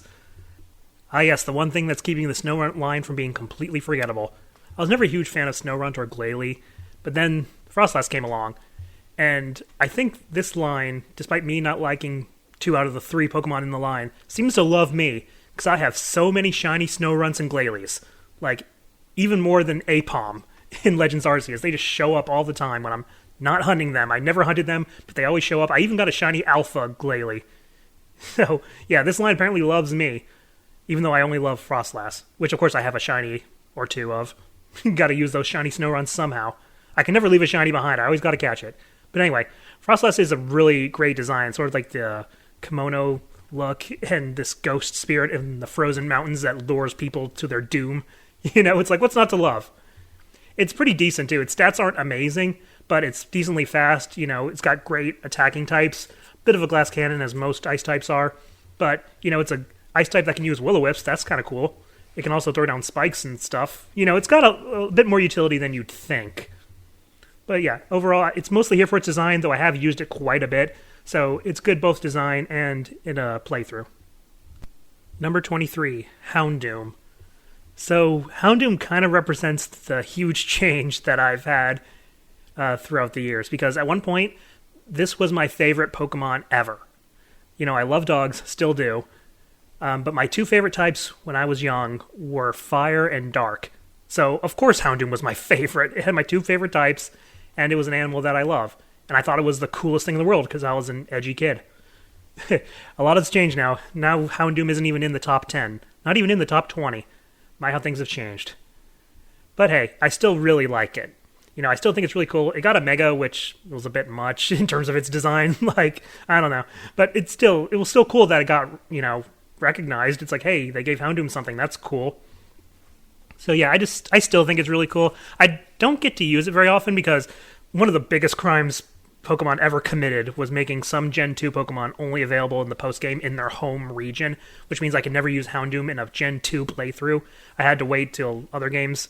And even then, it's not like it's the most common thing in the world. So yeah, I didn't get to use it as much as I want, but it's still really nice design, and I'll always remember the time when I was a kid and I thought that this was the coolest thing ever. I was a dumb kid. Number 22, Incineroar. Boy, am I glad I don't play competitive, because I probably hate this thing. Yeah, you know what? They say, people say filthy casuals, but when you're a casual, you get to enjoy things a lot more. Anyway, Incineroar is much like Decidueye, I just thought was a really cool design. Like, Sun and Moon had great starters. I think they might be my favorite trio out of all of them. But anyway, yeah, Incineroar is it's fire, dark type, it's a wrestler. It got put into Smash, who's really fun to play with. It's just really, really cool. Like, I know this was probably meant to be a firefighting, but then, thanks to Embor's backlash, Game Freak was like, oh crap, we can never have a firefighting starter ever again. So, make it dark. That makes sense, right? And yeah, I guess it does. It's got the red and black, which is, nice. It's just, and I know a lot of people don't like it when the starters, especially like the cat starters, always start out on 4 legs and then they get to 2. Sprigatito did the same thing. I don't know. A lot of people don't like it when something goes from quadrupedic to bipedal. I don't know. I don't care. I'm fine as long as it looks good and I just like the theming of this Pokemon. It's very nice. And like I said, I'm glad I don't play competitive because it is everywhere. Do you think Game Freak knew they were making one of the most competitive monsters in the world? Sometimes I wonder. I mean, they know their game is insanely unbalanced, but I don't know. Sometimes it feels like they're doing this on purpose. But yeah, Incineroar is great. Number 21, Gyarados. So you remember like a half hour ago, good lord, and I talked about Machoke and how I've probably used it more than most Pokemon because it's always available and it's just a decent Pokemon all around to have. Well, meet the Pokemon that I have used more than any other, Gyarados. It's been there since the very beginning. It seems to always be in the games. It's very easy to get because it only evolves at level 20, and especially with the experience share, that's really easy to get. It's always available really early, too. Like, you can get a Magikarp pretty much at the beginning of any game. It's just such a great Pokemon to get early on, and it only got better with time. At first, it was, pretty good, but then the physical special split happened, and it could finally use its Water Stab and everything, and it has a great ability in Intimidate, and it's just... I can't believe they let you get this Pokemon so early. Like, of all the Pokemon that evolve way too late, making them either not worth it or, just hard to get in general, it's amazing that they made this so easy to get. It may not be the best Pokemon in the world, but it destroys the early and mid game. Yeah, sometimes it can be a little hard to use later in the game, but it's still, just Intimidate alone is so great utility, and it got a Mega too. So, as if it needed more help, there's definitely a lot of favoritism going on here, but, I don't mind. Like I said, this would probably be my signature Pokemon if we're going just on usage alone. And you know what? Not a bad signature Pokemon to have, It's really awesome, and I love it. Number 20, Mudsdale. Hey, we're in the top 20 now. So Mudsdale is another one of those Pokemon that I have used ever since its introduction. If it's available, I have used it. No pun intended, but it is a great workhorse. In fact, that should be its nickname. It's known as the Draft Horse Pokemon, which I don't know what that means, but it should be the Workhorse Pokemon, because that's what it is. This thing is deceptively strong and tanky, and thanks to its stamina ability, it can be even more tanky. There have been so many times where I've used it, and my opponent has used a multi-hit move, and I'm like, oh, you messed up now. You just gave my Mudsdale 2 to 5 defense boosts, which means every time you hit, it was doing less and less damage. Which is good that it can do that, because it doesn't have any reliable recovery, so I have to throw, leftovers on it or something. But yeah, this thing is deceptively tanky. And you know me, I like these tanky Pokemon that can hit like a truck, which is good, because it's slow as heck. You think a horse would be faster, but no. It's fine, I'll take it. Most other horse Pokemon are really fast. This one's slow, but, slow and steady wins the race. It's, like I said, really strong and got good defenses. And it's a ground type, so, kind of earthquake all over this place. Yeah, it's just one of those Pokemon that I just love to see whenever I play a game. I'm like, oh, hey, there's a Mudbray. I can get a Mudsdale. It's like, I'm just happy to see it because I know I can use it. So yeah, just overall, a Pokemon that I have used many times, I'm going to use in the future. It's got a good design, and it just doesn't let you down. Number 19, Jolteon. Hey, it's been a while since we sent an evolution. So Jolteon is the evolution that I have used the most. As I've said, electric types are always great to have, and I remember, especially in Gen 1, I would use Jolteon a lot. Whenever I would play Pokemon Stadium, I would love to play the Elite Four, because, they were the strongest trainers in the Gym Leader Castle, and I would always bring a Jolteon because it was always great against Lorelei and her water types. Yeah, I know she's the Ice-type trainer, but Jinx is the only, non-water type she had, so Jolteon could take out 5 of her 6 Pokemon very easily. So yeah, it just made me form a strong bond with not only Jolteon, but I think the evolutions in general. I think that's when I started to realize how much I like the evolutions. Because it's like, oh, Eevee can evolve into these 3 different Pokemon, and each one of them has their own uses and stuff, and they just keep getting more and more evolutions over time, and I just love them all. So, yeah, Jolteon is definitely a great Pokemon. Number 18, Mamoswine. Who's that Pokemon? It's Mamoswine. Can you guess why I love Mamoswine? That's right. It's a tanky Pokemon that hits like a truck. If I was a gym leader, that would be my archetype. Just tanky Pokemon that hit like a truck because I love them so much. Anyway, yeah, Mamoswine's got a pretty cool design. I was never really a big fan of Swinub and Piloswine, but then Mamoswine came along and I'm like, oh, that's an awesome Pokemon. It's kind of like, it's supposed to be like a mammoth, even though it doesn't have a trunk, which I always felt like it should have. I thought it should have had a trunk, but whatever. It's still pretty cool even without it. It's still got like the pig nose kind of thing, which I don't know how it would smell the ground or anything. Those tusks would get in the way. But anyway, It's just a really cool Pokemon. Ice and Ground are pretty great attacking types. Even if it's not the best defensively, Ice always hinders, any type it's attached to pretty much. But it's tanky enough that it can take a few hits. I don't think if it ever does get a Mega, I would like for it to get a Trunk or something like that. That could be pretty cool. I don't know if it needs a Mega, but, it'd be cool.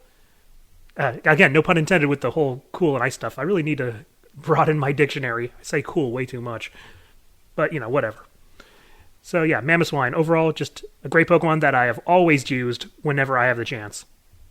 Number 17, Arcanine, aka the goodest boy. Yeah, like I said, I love dog Pokemon, and this is my favorite dog Pokemon. It's another one of those Pokemon that I don't think anyone's allowed to hate, because how could you?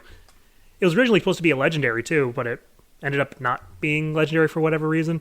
Anyway, doesn't matter. It's still a pretty good Pokemon to use in a playthrough because of that, as long as you can find a Firestone. And it has the Intimidate ability, which is also very useful.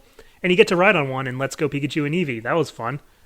So yeah, overall, do I need to talk about why it's so awesome? I think it's obvious by now. Everyone knows why Arcanine is awesome. You can't dislike it. If you say you dislike it, you're lying, and I don't trust you. Number 16, Tyrantrum. So I said before that I really like dinosaurs, and this is probably the coolest dinosaur Pokemon we have gotten. And it's a rock dragon type, which I've always said I don't like the fact that all these fossil Pokemon get hit with the rock type, but at least dragon kind of helps it out, because at least it gets rid of the water and the grass weakness that really hinders any rock type at any playthrough, because water and grass types are so common in most games. So yeah, I actually used this one. I actually used it in my first playthrough of X and Y. And I wish I could use it more, but much like starters, the fossil Pokemon outside of their home region are kind of hard to get. It depends on the game, and I just don't get to use it as much as I want to. But hey, I'll never forget the first time I used it. It tore through so many things. So yeah, it's just an awesome design with an awesome move pool. It's got good abilities. Strong Jaw, I think, was the one I had, so it made its biting moves a bit more strong. It's just an overall great Pokemon. I just think its design is just awesome. I can't remember if I remember I was hunting for a shiny one. I don't think I ever got it, though, because the only way I could get it is by hatching eggs, because you can't find it in the wild, and that's my least favorite shiny hunting method. So I don't think I have a shiny one yet. I think I would have remembered if I got it, because I remember trying to get one for a long time, and then I just quit because I hate that method of shiny hunting. I want to go out and actually look for something. But yeah, still an awesome Pokemon.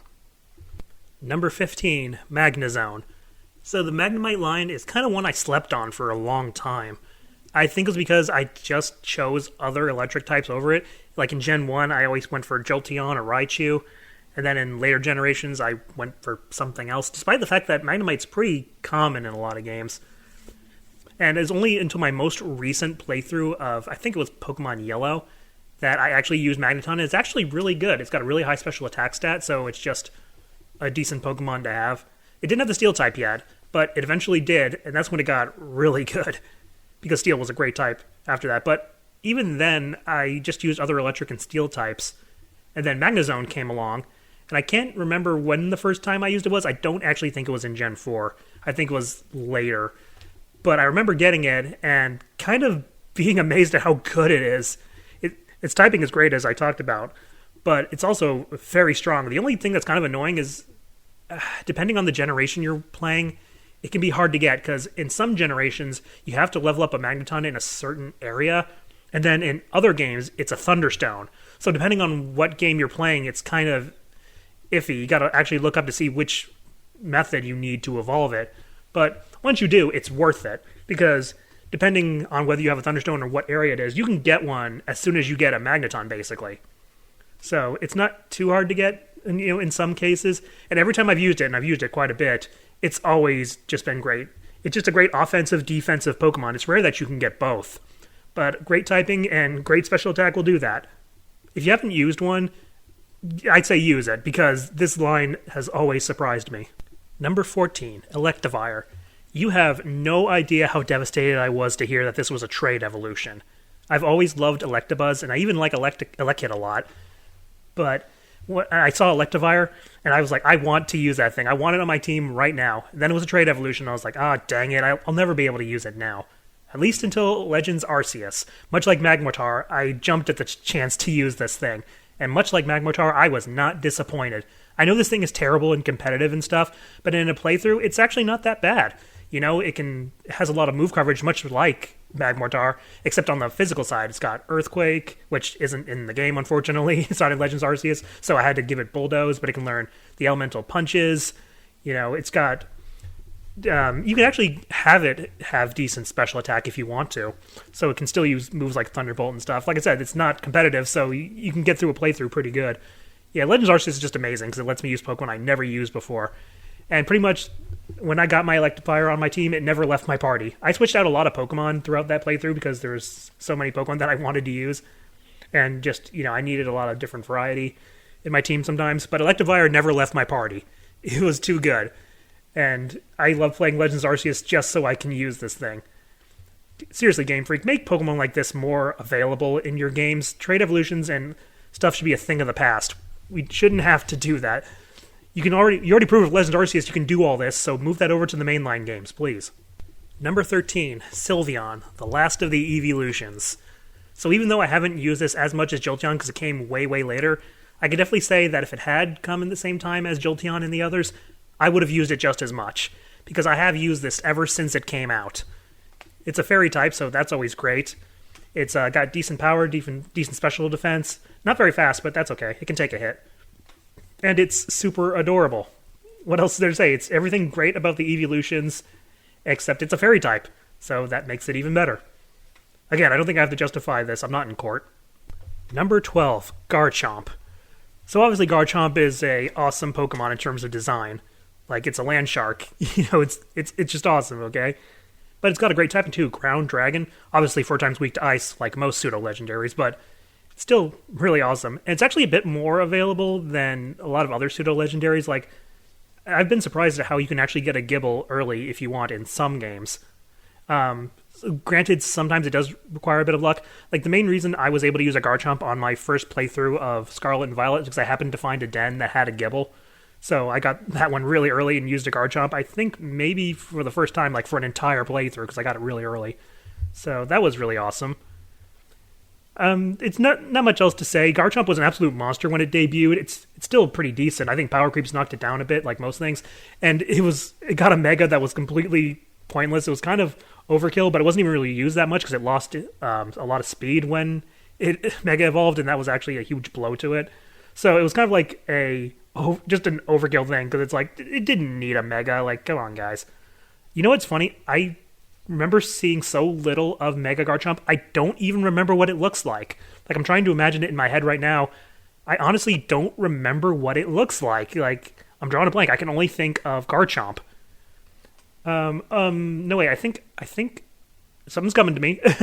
Anyway, you turn into Mega Garchomp in Pokken Tournament. I think that's the only time I've ever really seen it, but I never really used Garchomp that much in that game, so I don't know, maybe I'm misremembering, but it's just an awesome Pokemon. I don't think I need to explain why, and it's pretty popular because it's Cynthia's signature Pokemon, which apparently a lot of people struggled with. I never struggled with it.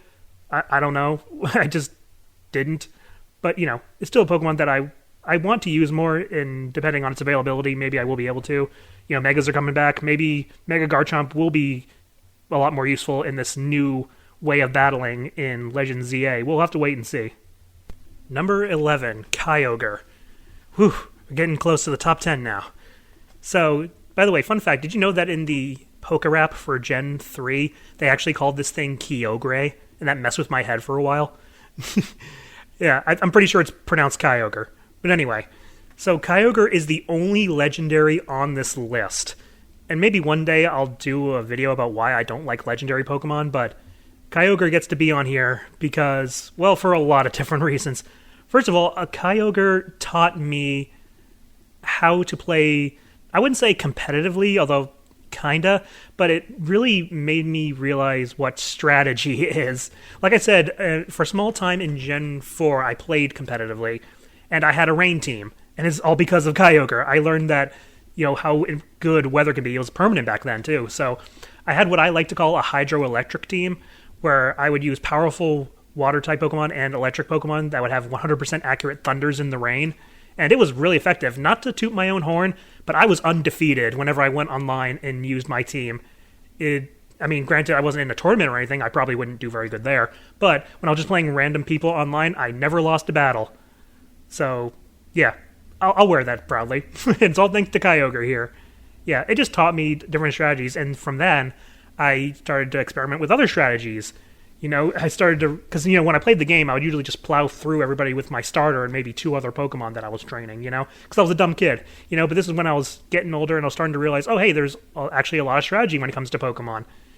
Yeah, sure, this game's incredibly unbalanced, but you can do some fun things. And that's also when I started thinking, hey, maybe I can do some challenge runs. I can go through a game with just one type of Pokemon or some other theme that I got going on, stuff like that. So, while I don't like legendary Pokemon very much, Kyogre was one that I'll always love because it taught me so much. And I do think it's a great design. Like I said when I talked about Wailord, I like whales. So, it's just a really good design. Though Kyogre and Groudon did not need Megas. Number 10, Pelipper. We're in the top 10 now. And boy, sit down, because I got some stories to tell you about this one. So, I've done a 180 on a lot of Pokemon, but no 180 was harder than on Pelipper. I used to hate this thing. Like, if I had made a top 10 worst Pokemon many years ago, Pelipper would have been on there somewhere. I remember when I first played Ruby and Sapphire, I didn't think much of it. I tried using it, I wasn't impressed, and it's just one of those Pokemon I didn't like seeing. And so what changed? What changed so much that this Pokemon went from being one of my top 10 most hated to one of my top 10 all-time favorites? Well, remember when I talked about Kyogre and how its rain really taught me a lot about Pokemon strategy and challenge runs and all that stuff like that? Well, I couldn't use Kyogre in a lot of places, but you know what other Pokemon summons rain? Pelipper. Yeah, so I like doing solo challenges, especially with the water type. Not only is it my favorite type, but it's very common, so it's very easy to do a challenge run with them. And what helps out water types? The rain. So get yourself a Pelipper. And you know what? Not only does it provide rain, in the rain, it actually functions really well. It can get 100% accurate hurricanes. It powers up its water moves like its Hydro Pump. It can use Tailwind.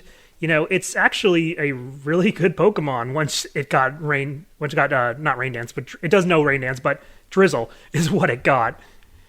So, not only that, though, that's enough already to put it in my top 100, but what puts it in my top 10 is this story I have for when I played Omega Ruby Alpha Sapphire and was doing another water-only run. So I was facing Steven Stone, the champion of the region, and I had a plan. He was going to send out his Mega Metagross. So my plan was to set up the rain and have my Mega Swampert take it out, because it would get the speed boost from the rain because it has Swift Swim. And so I was just going to make my Pelipper go down to set up for my Swampert. So I send it in, it puts up the rain, and I'm like, okay, well, I'll just click Hydro Pump because it's going to go down anyway. And so Steven's Mega Metagross hits Giga Impact. I'm like, okay, great. Not only is Pelipper going to go down, but it's going to have to recharge on the next turn, basically giving my Swampert a free win. But my Pelipper survived on 2 HP. I don't know how. It's Giga Impact. It's a huge, powerful move, and Mega Metagross has a Tough Claws ability, so it does even more damage, I think. Yeah, I'm pretty sure that Tough Claws, it improves contact moves, right? So yeah. And so it survived, and then it hit Hydro Pump in the rain for a little over half, and I was like, oh my god, if I can hit it again, and that means my Pelipper will have taken down Steven Stone's Mega Metagross. So on its recharge turn, I clicked Hydro Pump, it hit, it went down. Pelipper took down Mega Metagross. Take that, you Pelipper haters. So yeah, I just love Pelipper. I just can't help it now. It is my baby and I love it. Number 9, Starmie. So, if we're talking Gen 1 Pokemon, Starmie is just amazing. It's got a great typing in Water Psychic, it has an amazing move pool, good stats for the time. It's just an all-around amazing Pokemon. And I hear it's getting a Mega. I don't know what that would look like. Would you put 3 Staryus on top of each other? That's the only thing I can think of. I heard it's supposed to have long legs, which sounds really stupid. So yeah, that may be one of those Mega designs that I just do not like. The thing with Mega designs is that they're either really good or really bad. There's no in between. But we'll have to wait and see. Anyway, So Starmie is a Pokemon that I always use in the early generations because it's just really good. Pokemon Stadium, especially, I remember using it a ton because it's just so good. It has so much great move coverage that you just don't need much else. And, Psychic was broken in that generation anyway. So yeah, not much to say. I think its design is, fine. It's a Gen 1 Pokemon, so it's not amazing, but it's still pretty good. It's just one of those Pokemon that I use when I can. It's not the most common thing in the world, and you gotta evolve it with the Water Stone and like that, so I don't use it as much as some of my other Pokemon in the top, 20 or whatever, but I do use it when I can because, it may not be as good as it once was. Its stats are nothing special now, but it's still really good for most playthroughs, and I'll always remember how much I used it in the early gens. Number 8, Charizard. Yeah, I know. People say he's overrated. He does get a lot of favoritism, but I feel like people are being a little hypocritical, because there are other Pokemon that get almost as much, if not more, favoritism, and they never got mad at it. I mean, look at Meowth. It got 2 regional variants, a new evolution, a Gigantamax form, and gets way more screen time in the anime. No one ever complained about that. Anyway, the reason Charizard's on here is, well, you never forget your first Pokemon ever. In my first ever playthrough of any Pokemon game, Pokemon Red, I picked Charmander, because I wanted that cool dragon on the front.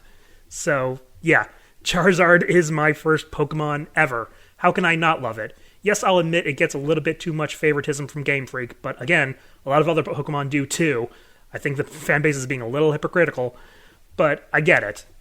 But can you blame them? It is such an awesome Pokemon, It's a Gen 1 Pokemon, it's cool fire-breathing dragon kind of thing. A lot of people love it. Of course they're going to play into that, Yeah, I wish other Pokemon would get the same kind of attention, just like half of the attention Charizard would get, but as this placement pretty much proves, they can never make me hate you. Number 7, Swampert. Hey, another starter. Yeah, they're popular for a reason. Anyway, I played Gen 3 quite a bit, and I think I've picked Mudkip more often than any of the starters in that gen, because it's just so awesome. I mean, it's water and ground. It was not the first water ground, that was Quagsire, but I never used Quagsire. And Swampert's better anyway. Fight me.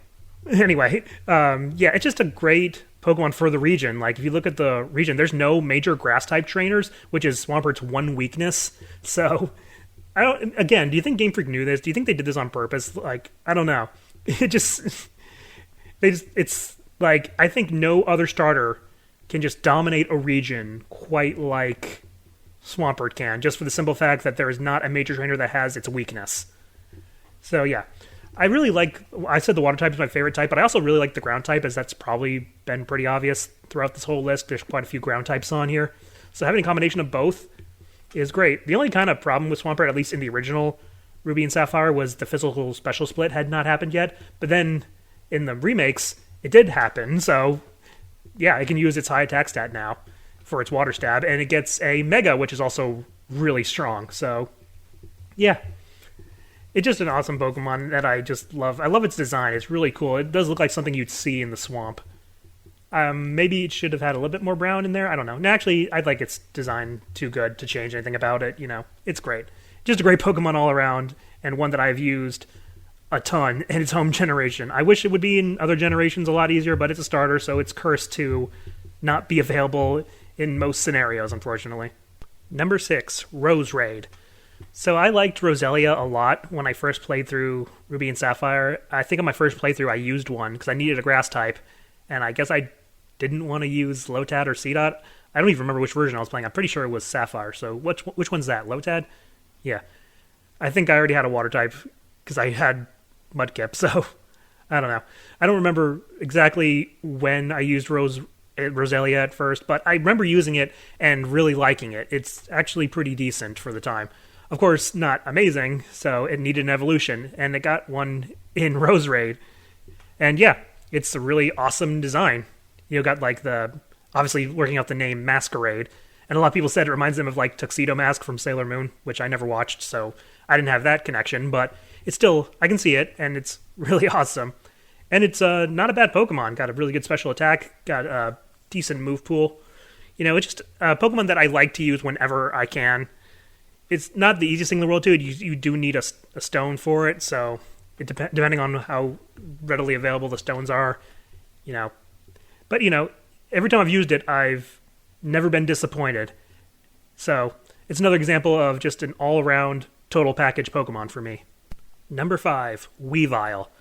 So I've always liked Sneasel. Like I said, back in the day, one of my favorite types was Dark, but it always annoyed me that Sneasel was really terrible because it was a physical attacker, but all Ice and Dark type moves were special, so it couldn't do anything. Like, yeah, it was fast, but so what? It couldn't do any damage.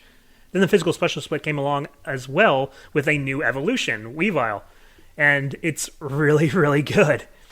It's fast, it's strong, it's got a good move pool. You know, it's a glass cannon, but it's still really useful in a playthrough. I've used one whenever I could, and it's always been really good. Since you can evolve it, you have to evolve it with, though, a certain item, and sometimes that item can be really hard to get. But if you can get it, it's usually worth it, because it's just really two good attacking types, and being so fast and powerful, it's just always great to have in a playthrough. It's the exact opposite of what I usually like, which are slow, tanky ones that can hit like a truck, and this is a fast thing that can hit like a truck.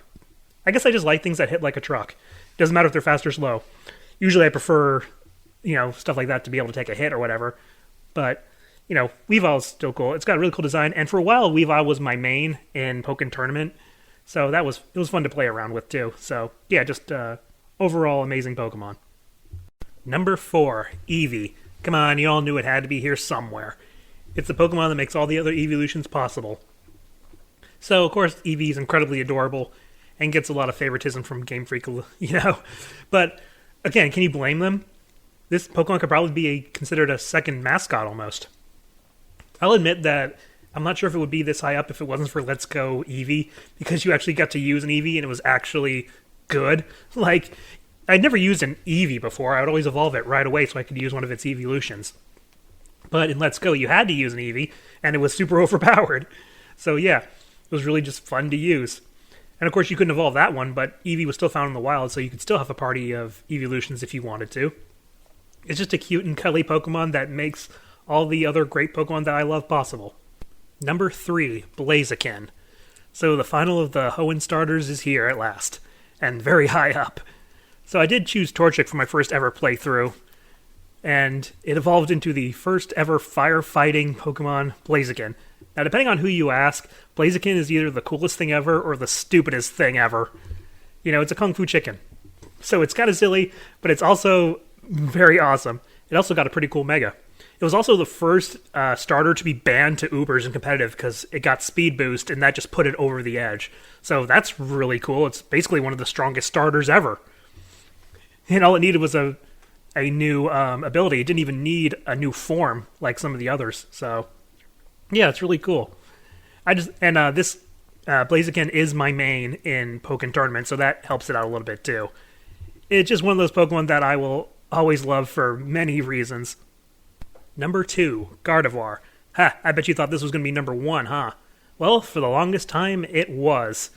When I first played Ruby and Sapphire, I remember finding a Ralts very early on, and obviously I caught it because I want to catch every new Pokemon that I can, and saw that it was a Psychic type, and I was like, ooh, well, Psychic types are usually pretty overpowered in the past 2 generations.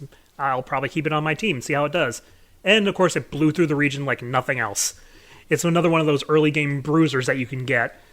And so, yeah, that made me fall in love with it pretty quickly. And then it later got even better when it got the Fairy type. And it also got a Mega Evolution. So, yeah. Gardevoir does get quite a bit of favoritism from Game Freak because it's super popular. And why wouldn't it be? It's powerful, it's got a great design. Everybody just seems to like it. And I know it's popular for other reasons too, but we're not going to get into that.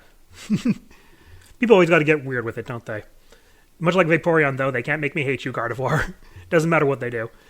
And so, yeah, Megas are coming back, so that means Mega Gardevoir is coming back, so that's really cool. And overall, it's just a Pokemon that I always love using. I've used it whenever I can, because it's one of my favorite Pokemon of all time. But I said it was my favorite for a long time, so what Pokemon could have possibly overtaken it? Number 1, Primarina. So, this requires a lot of explanation. So, after Gen 4, I actually got out of Pokemon.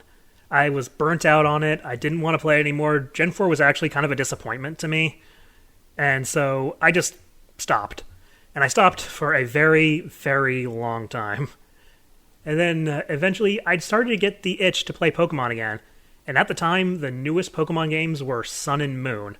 And I actually heard some good things about it, so I decided to try it. And it was actually really hard for me to pick my starter because they all looked great. But I picked Poplio, and eventually evolved into the Fairy Water Primarina.